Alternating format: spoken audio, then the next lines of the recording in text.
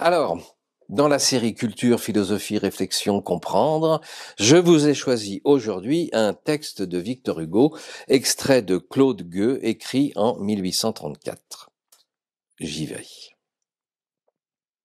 C'était un de ces hommes qui n'ont rien de vibrant ni d'élastique, qui sont composés de molécules inertes, qui ne résonnent au choc d'aucune idée, au contact d'aucun sentiment, qui ont des colères glacées, des haines mornes, des emportements sans émotion, qui prennent feu sans s'échauffer, et dont la capacité calorique est nulle, et qu'on dirait souvent faite de bois.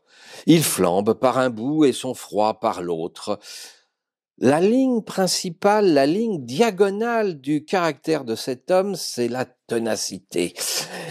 Il était fier d'être tenace et se comparait à Napoléon. Ceci n'est qu'une illusion d'optique. Il y a nombre de gens qui en sont dupes et qui, à certaines distances, prennent la ténacité pour de la volonté et une chandelle pour une étoile. Quand cet homme, donc, avait, une fois ajusté ce qu'il appelait sa volonté à une chose absurde, il allait tête haute et à travers toute broussaille jusqu'au bout de la chose absurde. L'entêtement sans intelligence. C'est la sottise soudée au bout de la bêtise et lui servant de rallonge. Cela va loin.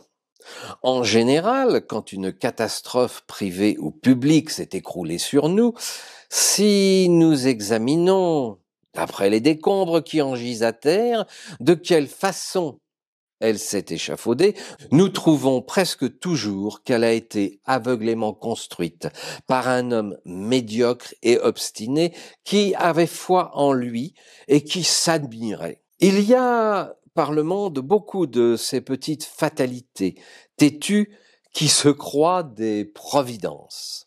Voilà. Alors bien sûr, ce texte, si toutefois ça vous rappelait des personnages ou des situations existant ou ayant existé, ce n'est bien sûr absolument pas le fruit pur du hasard. Je vous laisse réfléchir là-dessus. Ce texte date de 1834. Voilà. On peut se demander où se trouve la culture et l'intelligence humaine. Bonne journée.